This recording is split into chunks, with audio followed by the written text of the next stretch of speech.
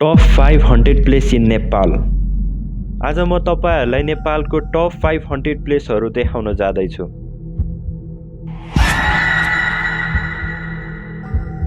Number 1 मा रहेको छ रानीवन विशाल पुरानो रूख। नेपालमा अछाम जिल्लामा रहेको अचम्मको रानीवनबाट हामीले भिडियो सुरु गरौँ। एकपटक यो ठाउँ सुन्दर सूर्योदय र सूर्यास्त हेर्नको लागि भ्रमण गर्ने गरिएको थियो, तर अहिले यो एक ठाउँ हो जहाँ मानिसहरू जान पनि डराउँछन्। स्थानीयले एउटी महिला रोएको आवाज सुनेको र कतिपयले उनीहरूसँग जोडिन खोजेको दुष्ट तर शक्तिशाली आत्माको अनुभूति समेत गरेका छन्। स्थानीयलाई सोध्नुहोस् र उनीहरूले यस स्थानमा बलात्कार र हत्या गरिएको महिलाको कथा सुनाउँछन्। यसलाई प्राकृतिकको न्याय भन्नुहोस् वा महिलाको आत्माले गरेको हो, तर यो लज्जास्पद कार्य गर्ने घृणित पुरुष रुखमा झुन्डिएको अवस्थामा फेला परेको छ। आजसम्म स्थानीय बासिन्दा रुखको छेउमा पनि जान डराउँछन्, किनभने उनीहरूले यो प्रेत बाधित भएको विश्वास गर्छन्। अब तपाईहरू यस ठाउँमा घातक सूर्योदय र सूर्यास्त हेर्न चाहनुहुन्छ?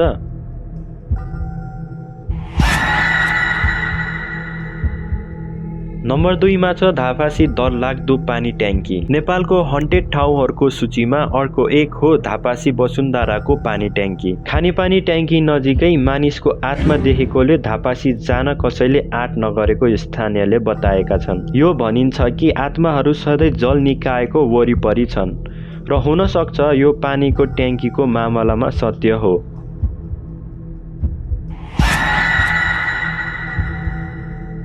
नम्बर 3 मा रहेको छ देवघाट चितुवनको रहस्यमय महिला। नेपालको अर्को डरलाग्दो ठाउँ धार्मिक हिन्दू साइट हो, जुन अहिले प्यारानर्मल एक्टिभिटिज हुने ठाउँ हो। प्रहरीले घटनास्थलमा एक महिलाको कंकाल फेला पारेपछि देवघाटमा राति 4 जना महिला नाचिरहेको देखेको स्थानीयले बताएका छन्, जुन सोच्दा निकै डरलाग्दो छ। यो ठाउँ घुम्न कसैको हिम्मत छैन र यो नेपालको सबैभन्दा लोकप्रिय हन्टेड ठाउँहरू मध्ये एक हो। आफ्नै आँखा अगाडि यस्तो नाच हेर्न चाहनुहुन्छ?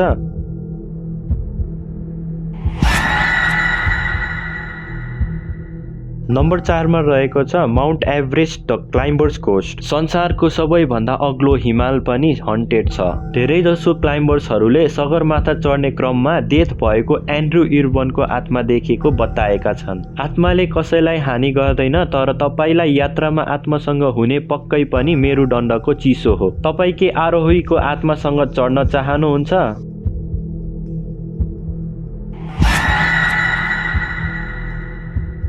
नम्बर 5 मा रहेको छ द रोयल प्यालेस। शाही राजकुमारको एक भयानक कथा। हाम्रो सूचीमा अन्तिम एउटा दरबार हो जहाँ शाही परिवारको रहस्यमय नरसंहार भएको थियो। प्यारो नेपालको राजकुमारले मादक पदार्थ सेवन गरेको अवस्थामा आफ्नो बुबा र अन्य 7 जनालाई गोली हानेर हत्या गरेको दर्दनाक कथा। यो डरलाग्दो घटना नेपालको हन्टेड ठाउँ मानिने प्राचीन नारायणहिटी राजदरबारमा भएको थियो। एक प्रख्यात पर्यटक स्थल शाही दरबार अझै पनि हन्टेड छ र धेरै पर्यटकहरू यसमा सहमति छन्। धेरै धार्मिक अनुष्ठानहरू गरिए पनि स्थानीयहरूले अझै पनि राजदरबारमा गोली चलेको, मानिसहरू रोएको र कराएको सुनेका छन्। शाही दरबारका राजकुमारहरूलाई भेट्न र उसले आफ्नो परिवारलाई किन मार्यो भनेर सोध्न तयार हुनुहुन्छ?